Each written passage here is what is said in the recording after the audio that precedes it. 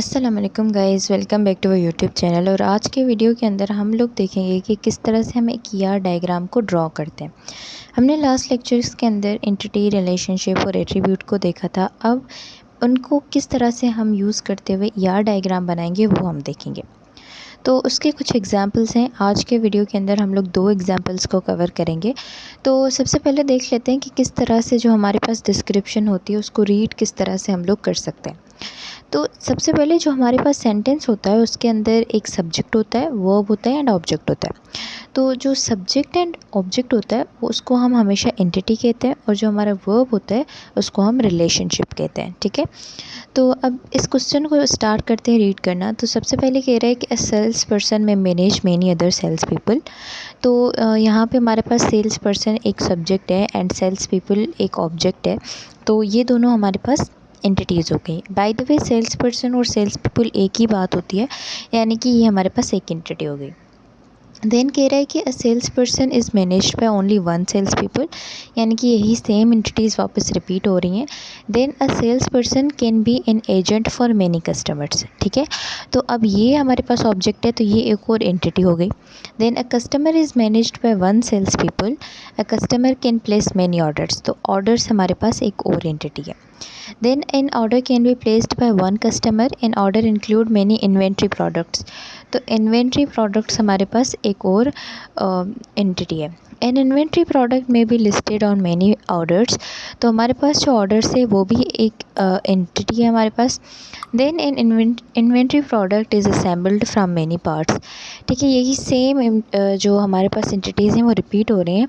A part may be assembled into many inventory products. अब ये जो पार्ट है वो एक और एन अदर एंटिटी है। ठीक है, then many employees assemble an inventory product from many parts. A supplier, अब यहाँ पे सप्लायर एक सब्जेक्ट है तो ये भी एक एंटिटी है। सप्लाइज मैनी पार्ट्स, अ पार्ट में भी सप्लाइड बाय मैनी सप्लायर्स। तो इसमें ये सारी हमारे पास एंटिटीज़ हैं।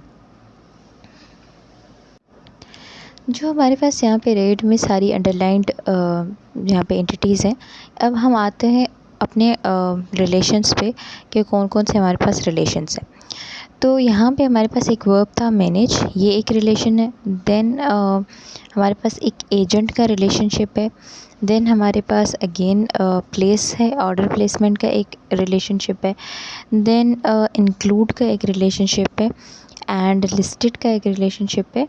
देन सॉरी, लिस्टेड का नहीं है क्योंकि ये ऑर्डर और इन्वेंट्री का इंक्लूड का रिलेशन है एंड वापस यही रिपीट हो रहा है, तो ये लिस्टेड का नहीं है।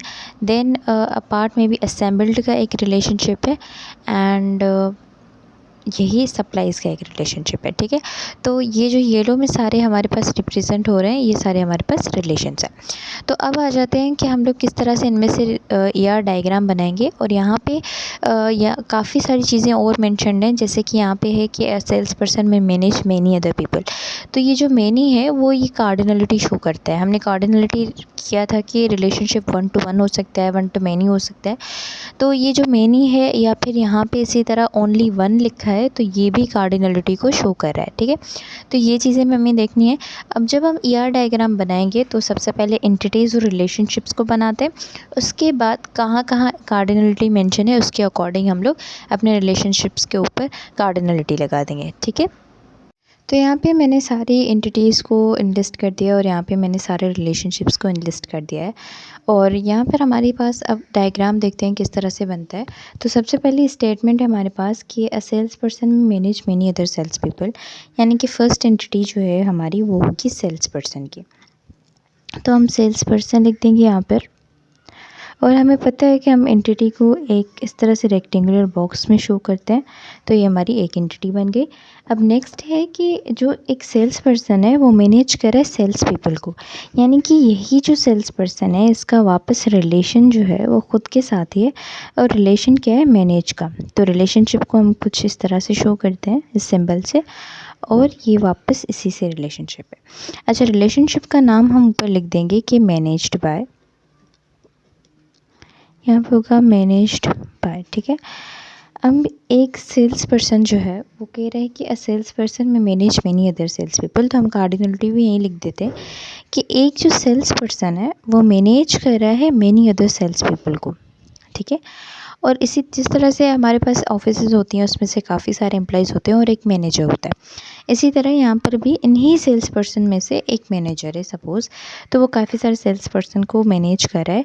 और अगर आप एक सेल्स पर्सन को देखो तो वो जो है वो एक ही मैनेजर होगा उसका, ठीक है।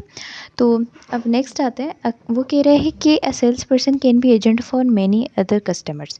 अब ये जो सेल्स पर्सन है इसका रिलेशनशिप है एजेंट का विथ कस्टमर्स।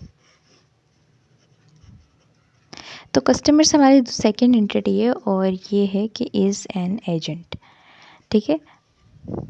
ये इन दोनों का रिलेशनशिप है। अब ये कह रहा है कि एक सेल्स पर्सन जो है वो काफ़ी सारे कस्टमर्स का एजेंट हो सकता है, इसी तरह एक कस्टमर का एजेंट जो है वो सिर्फ एक सेल्स पर्सन होगा, ठीक है। देन नेक्स्ट है कि अ customer can place many orders. अब ये जो कस्टमर है वो ऑर्डर्स प्लेस कर सकता है, तो ये इसका रिलेशनशिप होगा विथ ऑर्डर्स, ठीक है। ये है प्लेस का। अब एक कस्टमर काफ़ी सारे ऑर्डर्स प्लेस कर सकता है, ठीक है। और इसमें यही लिखा गया है कि an order can be placed by one customer, ठीक है। तो हम रिक्वायरमेंट्स के अकॉर्डिंग कोऑर्डिनलिटी लिखते हैं। तो एक ऑर्डर जो है वो ये बोल रहा है कि एक ही कस्टमर प्लेस कर सकता है, तो हम यहाँ पे वन लिख देंगे। और मैनी के लिए हम स्टेरिक यूज़ करते हैं या फिर हम लोग एम की सिंबल भी यूज़ करते हैं कुछ इस तरह से, जो कि आपकी मर्ज़ी है, आप एम यूज़ कर सकते हैं या स्टेरिक, हम स्टेरिक यूज़ करें, ठीक है।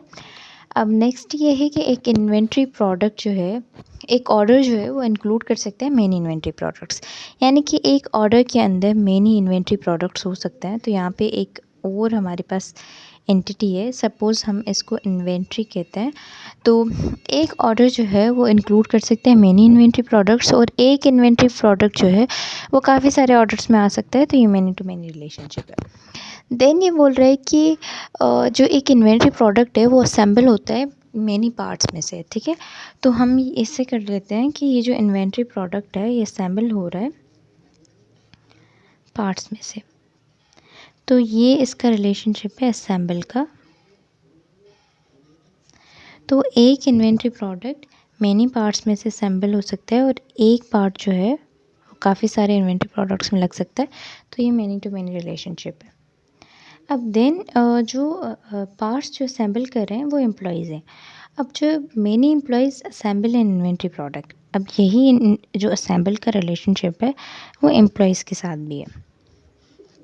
ये जो एम्प्लॉयज़ है वो असेंबल कर रहे हैं इस पार्ट्स को, ठीक है। तो मेनी एम्प्लॉयज़ जो है वो मेनी पार्ट्स पे काम कर सकते हैं, अगेन तो ये मेनी टू मेनी रिलेशनशिप है।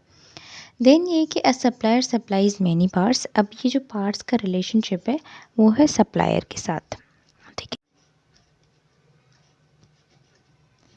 यहाँ पे एक और एंटिटी आ जाएगी विच इज़ सप्लायर। अब ये कह रहे हैं कि a supplier supplies many parts, यानी कि एक सप्लायर काफ़ी सारे पार्ट्स को सप्लाई कर सकता है और एक पार्ट अ पार्ट में भी सप्लाइड बाय मेनी सप्लायर्स। तो एक पार्ट जो है काफ़ी सारे सप्लायर से सप्लाई भी हो सकता है, तो ये इस तरह से मेनी टू मेनी रिलेशनशिप होगा। और ओवरऑल जो हमारा ईआर डायग्राम है वो कुछ इस तरह से बनेगा, ठीक है। हमारे पास सेल्स पर्सन की एंटिटी थी जो कि कस्टमर के साथ उसका एक रिलेशन था एज एन एजेंट का। देन कस्टमर ऑर्डर प्लेस कर सकता है, इसी तरह ऑर्डर जो है वो एक इन्वेंट्री ऑर्डर जो है वो इंक्लूड करेगा इन्वेंट्री प्रोडक्ट्स, और इन्वेंट्री प्रोडक्ट्स असेंबल होते हैं पार्ट्स में से, और ये पार्ट्स काफ़ी सारे सप्लायर सप्लाई कर सकते हैं, और ये पार्ट्स जो है वो असेंबल करते हैं एम्प्लॉयज़। और एक सेल्स पर्सन जो है उसका, तो मैंने आपको बताया किस तरह से ये रिकर्सिव रिलेशनशिप है कि एक सेल्स पर्सन मैनेजर है और बाकी जो है उसके अंडर काम कर रहे हैं एम्प्लॉयज़ हैं, तो ये जो है रिकर्सिव रिलेशनशिप है। और ओवरऑल इस तरह से हमारा ईआर डायग्राम बन गया, ठीक है।